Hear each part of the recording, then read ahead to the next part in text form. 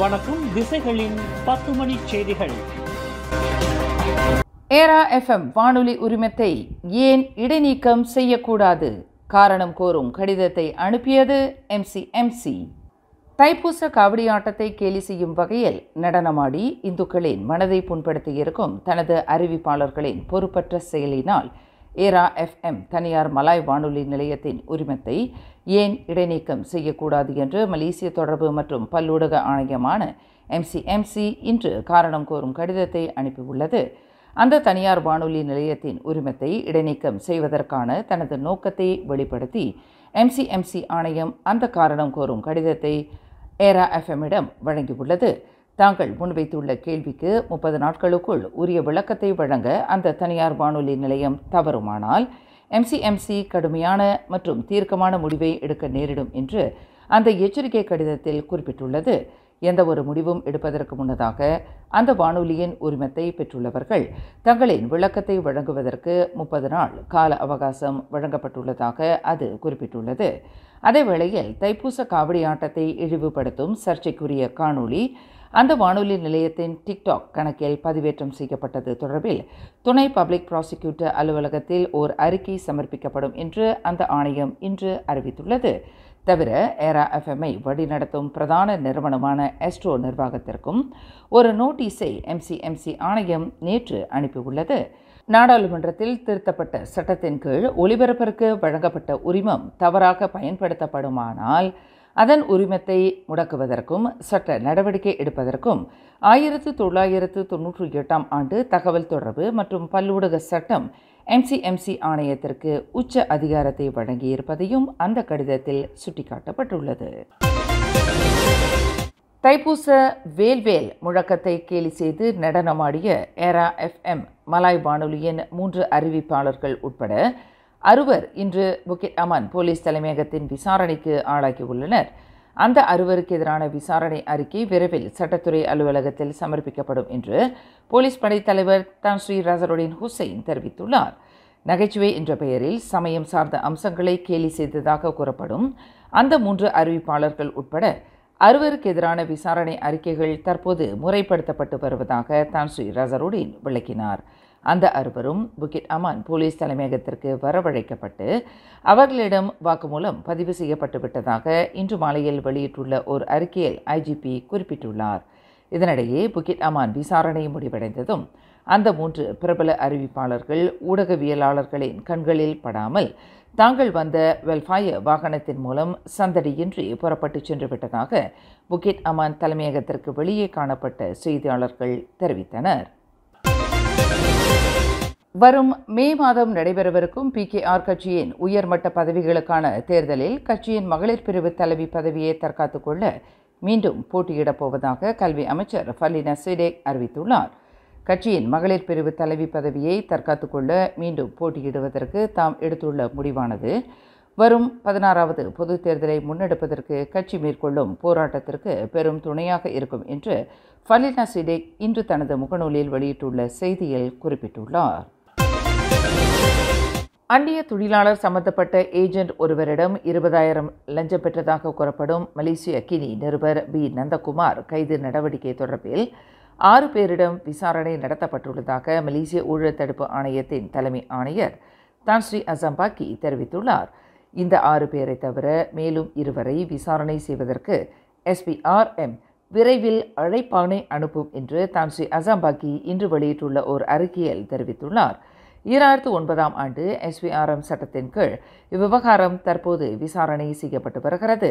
கடந்த வாரம் வெள்ளிக்கிழமை ஷாலாமில் உள்ள ஒரு ஹோட்டலில் ஏஜென்ட் ஒருவரிடம் 20,000 ரிங்கிட் லஞ்ச பணம் வாங்கும்போது நந்தகுமார் கையும் களவுமாக பிடிபட்டதாக அசம்பாக்கி விளக்கினார்.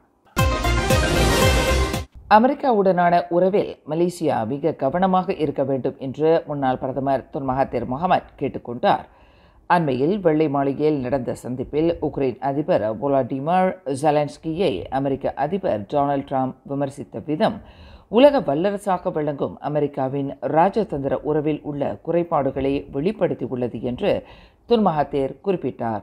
உபசரணையாளர் என்ற முறையில் அமெரிக்காவினால் வெள்ளை மாளிகைக்கு அழைக்கப்பட்ட ஒருவர் தனது குழுவினருடன் வெளியேறும்படி உத்தரவிடப்பட்டது ராஜதந்திர வரலாற்றில் இதுவே முதல் முறையாகும் என்று துன் மகாதீர் வர்ணித்தார். இரு நாட்டு தலைவர்களுக்கிடையே நடந்த விவாதம் காரசாரமாக மாறியது கண்டு உலகமே அதிர்ச்சிக்குள்ளானது. இது அமெரிக்காவின் ராஜதந்திர உறவில் உள்ள குறைபாடுகளாகும். இதில் மலேசியா மிக கவனமாக இருக்க வேண்டும் என்று துன் மகாதீர் வலியுறுத்தினார். எரிபொருள் வாராந்திர விலை நிர்ணயிப்பில் பெட்ரோல் ரான் 97 மற்றும் டீசல் விலை லிட்டருக்கு 5 காசு குறைத்துள்ளது. அவை முறையே லிட்டருக்கு 3 ரிங்கேட் 30 காசுக்கும் 3 ரிங்கேட் 13 காசுக்கும் விலை நிர்ணயிக்கப்பட்டது. பெட்ரோல் ரான் 95 லிட்டருக்கு 2 ரிங்கேட் 5 காசுக்கு தொடர்ந்து நிலைநிறுத்தப்பட்டுள்ளதாக நிதி அமைச்சு வெளியிட்டுள்ள ஒரு அறிக்கையில் தெரிவித்துள்ளது. புத்ராஜயாவில் உள்ள நிதி அமைச்சின் கருவூல இலாக்காவின் அலுவலகத்தில் அதன் அதிகாரி ஒருவர் இன்று காலையில் இறந்து கிடந்தது கண்டுபிடிக்கப்பட்டது. 45 வயது மதிக்கத்தக்க அந்த அலுவலக அதிகாரி தனது அலுவலக அறையின் தரையில் படுத்த வாக்கில் இறந்து கிடந்ததாக கோலாலம்பூர் போலீஸ் தலைவர் டத்தோ ருஸ்டி முகமது ஈசா தெரிவித்தார். காலை 10:50 மணியளவில் நிகழ்ந்த இச்சம்பவத்தில் எந்தவொரு குற்றத்தன்மையும் இல்லை என்று உறுதி செய்யப்பட்டுள்ளதாக அவர் மேலும் கூறினார். பினாங்கு மாநிலத்தில் வரும் ஏப்ரல் 5ஆம் தேதி மாலை ஸ்பைஸ் அரேனா அரங்கில் 17ஆம் ஆண்டு எடிசன் திரை விருதளிப்பு விழா நடைபெறவுள்ளது. இந்நிகழ்வில் பல்வேறு நாடுகளைச் சேர்ந்த ரசிகர்களும் மலேசிய ரசிகர்களும் பார்வையாளர்களாக கலந்து கொள்ள உள்ளனர். இந்நிகழ்ச்சிக்கு 50க்கும் மேற்பட்ட நடிகர், நடிகைகள், இயக்குநர்கள், இசையமைப்பாளர்கள், பின்னணி பாடகர்கள் கலந்து கொண்டு விருது மற்றும் கலை நிகழ்ச்சிகளை படைக்க உள்ளனர். இந்நிகழ்வில் கனடா, ஆஸ்திரேலியா, மலேசிய, இந்திய கலைஞர்களும் கலை நிகழ்ச்சி நடத்த உள்ளனர். இம்மாபெரும் விழாவிற்கு பினாங்கு மாநில முதல்வர் சவுகான் யாவ் துவக்கி வைக்கவும் பினாங்கு மாநில வீட்டு வசதி துறை அமைச்சர் டத்துஸ்ரீ சுந்தரராஜு தலைமையில் சுற்றுலாத்துறை அமைச்சர் வாங் ஹோன் வாயும் கலந்து கொள்ள இசைவு தெரிவித்துள்ளனர். இந்நிகழ்வை துவக்கி வைக்க எடிசன் விருது குழு தலைவர் செல்வகுமார் மற்றும் நகைச்சுவை நடிகர் சதீஷ் ஆகியோர் இணைந்து முதலமைச்சருக்கு அழைப்பு விடுத்தனர். இந்நிகழ்ச்சியை கண்டுகளிக்க மை டிக்கெட் ஏஷியா என்ற இணையதளம் மூலம் டிக்கெட்டுகளை பெறலாம் என எடிசன் விருது குழு தலைவர் செல்வகுமார் தெரிவித்துள்ளார். நிறுவனம் ஒன்றில் 24 மில்லியன் ரிங்கெட் பெறுமானமுள்ள அந்நிய நாணய முதலீட்டில் இழப்பு ஏற்பட்டதற்கு மோசடி செயலில் ஈடுபட்டதாக நம்பப்படும் முக்கிய சந்தேக நபரை போலீசார் அடையாளம் கண்டுள்ளனர். அந்த பிரதான சந்தேக பெருவழியை கைது செய்வதற்கு ஏதுவாக தற்போது விசாரணை அறிக்கை முறைப்படுத்தப்பட்டு வருவதாக புக்கிட் அமான் போலீஸ் தலைமையகத்தின் இயக்குனர் டத்துஸ்ரீ ராம்லி முகமது யூசுப் தெரிவித்துள்ளார். கடந்த ஆண்டில் நிகழ்ந்த இந்த முதலீட்டு மோசடிக்கு 30 வயது மதிக்கத்தக்க 5 கருவியாக பயன்படுத்தப்பட்டுள்ளனர் என்பது விசாரணையில் தெரிய வந்துள்ளது என்று ராம்லி முகமது குறிப்பிட்டார். பேரா சுங்கை சிப்புட்டியில் கடந்த மார்ச் 1 தேதி தொடங்கி 2 தினங்களுக்கு மடானி சமூக நலன் உதவி திட்டங்களுக்கான பதிவு நடவடிக்கை சிறப்பாக நடைபெற்றது. மையிகா சுங்கை சிப்புட், ஜாலோங் கிளை தலைவர் வின்சன் மற்றும் கொலக்கங்சார் நகராண்மை கழக பணியாளர்கள் சங்கத்தின் பொறுப்பாளர் நடராஜன் தலைமையில் உள்ளூர் வட்டார மக்களுக்கான சமூக நல உதவி திட்ட பதிவு நடவடிக்கை முன்னெடுக்கப்பட்டது. சமூக பாதுகாப்பு நிறுவனமான சொக்சோவின் கீழ் உள்ள 20 வகையான சமூக உதவி திட்டங்களை மக்களுக்கு, குறிப்பாக B40 தரப்பினருக்கு பெற்றுத் தருவதற்கான முன்னெடுப்பே இந்த மடானி சமூக நலன் உதவி திட்ட பதிவு நடவடிக்கையாகும். சுங்கை சிப்புட்டிலிருந்து கொலக்கங்சாருக்கு செல்ல சிறிது தூரம் என்பதால் இதுபோன்ற உதவிகளை பெறுவதில் சிரமத்தை எதிர்நோக்கியுள்ள மக்களுக்கு உதவ வேண்டும் என்ற நோக்கில் சொக்சோவின் ஒத்துழைப்புடன் கடந்த மார்ச் 1 தேதி தமன் துன் சம்பந்தன் முதியோர் இயக்கத்தில் இந்த பதிவு நடவடிக்கை ஏற்பாடு செய்யப்பட்டது. அதில் கிட்டத்தட்ட 120 பேர் தங்களை பதிவு செய்து கொண்டனர். மறுநாள் சுங்கை சிப்போட் ஸ்ரீ மகா மாரியம்மன் ஆலய வளாகத்தில் நடைபெற்ற இந்த பதிவு நடவடிக்கையில் கிட்டத்தட்ட 180 பேர் தங்களை பதிவு செய்து கொண்டுள்ளனர்.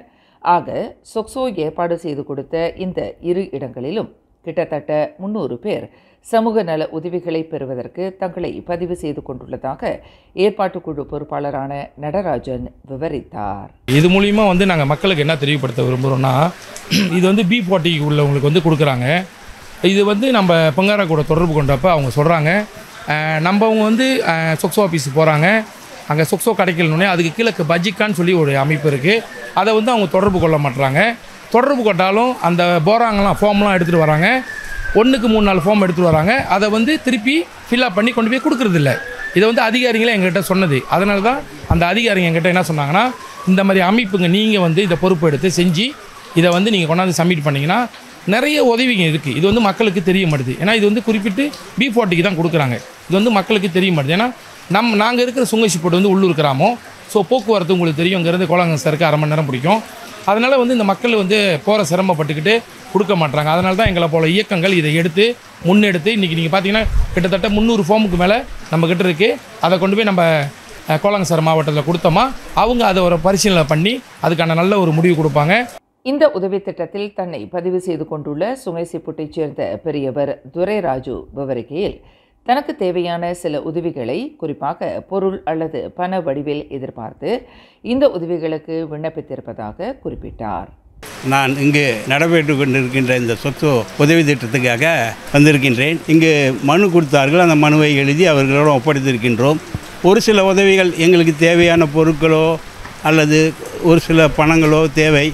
அந்த தேவைகளை பூர்த்தி செய்வதற்காக நாங்கள் கடிதம் வாயிலாக கொடுத்துருக்கின்றோம், மனு செஞ்சுருக்கின்றோம். அவர்கள் பரிசீலித்து எங்களுக்கு வழங்குவார்கள். ரொம்ப மகிழ்ச்சியாக இருக்குது. இந்த மாதிரி விஷயங்கள் அரசாங்கத்தால் செய்யப்படுவதனால் எங்களுக்கெல்லாம் மிக மகிழ்ச்சியாக இருக்கிறது, சந்தோஷம். சமூக நல உதவி திட்டத்திற்கு விண்ணப்பித்துள்ள சுங்கைசிப்போட் கம்போங் சந்தோசாவைச் சேர்ந்த மூதாட்டி சுப்புலட்சுமி முத்தையா விவரிக்கையில், தம்முடைய கஷ்டங்களுக்கு உதவி கோரி விண்ணப்பம் செய்துள்ளதாக குறிப்பிட்டார். கஷ்டத்துக்கு வந்து இங்கே வந்து உதவி செய்கிறேன்னு சொன்னாங்க. என் கஷ்டத்துக்கு வந்து நான் மஜ்ஜிக்கான் எழுத வந்திருக்கேன். மஜ்ஜிக்கான் எட்டுட்டோம், வட்டி போயிருக்கோம். மஜ்ஜிக்கானுக்கு எனக்கு பாஸ் ஆகலை. அதனால் இங்கே வந்து எழுத வந்திருக்கிறேன். தங்கள் இயக்கம் ஒற்றுமையாகவும் சிறப்பாகவும் இந்த பதிவு நடவடிக்கையை முன்னெடுத்திருப்பதாக நடராஜன் நம்பிக்கை தெரிவித்தார். அதேவேளையில் இந்த பதிவு நடவடிக்கைக்கு பெரிய அளவில் உதவி செய்த மயிகா ஜாலோங் கிளை தலைவர் வின்சனுக்கும் மயிகா தேசிய தலைவர் தான்ஸ்ரீ SA விக்னேஸ்வரனுக்கும் தங்கள் இயக்கம் நன்றி சொல்ல கடமைப்பட்டுள்ளதாக நடராஜன் குறிப்பிட்டார். ஜோஹர் பாரு ஜலான் ஆஸ்டன் ஹைட்ஸ் முன்புறத்தில் கலவரத்தில் ஈடுபட்டு நாச வேலையில் ஈடுபட்டதாக சந்தேகிக்கப்படும் 14 ஆடவர்களை போலீசார் கைது செய்துள்ளனர். நேற்று செவ்வாய்க்கிழமை அதிகாலை 1:30 மணியளவில் நிகழ்ந்த இந்த கலவரம் தொடர்பில் போலீசார் மேற்கொண்ட தீவிர தேடுதல் வேட்டையில் 19க்கும் 46க்கும் இடைப்பட்ட வயதுடைய 14 பேர் இன்று புதன்கிழமை அதிகாலையில் பிடிபட்டதாக ஜோஹர் பாரு ஸ்லாத்தான் மாவட்ட போலீஸ் தலைவர் ரவ் சலாமத் தெரிவித்தார். இச்சம்பவத்தில் தனது காரில் இருந்த 20 வயது உள்ளூர் ஆடவர் இந்த கும்பலினால் கடுமையாக தாக்கப்பட்டதுடன் அவரின் வாகனம் அடித்து நொறுக்கப்பட்டதாக ரவ் சலாமத் குறிப்பிட்டார். மேலும் செய்திகளை தெரிந்து கொள்ள கீழே இருக்கும் பெல் பட்டனை அழுத்துங்கள். உங்கள் மகிழ்ச்சியை வெளிப்படுத்த லைக் மற்றும் ஷேர் செய்யுங்கள். தொடர்ந்து திசைகளோடு இணைந்திருக்க சப்ஸ்கிரைப் செய்யுங்கள்.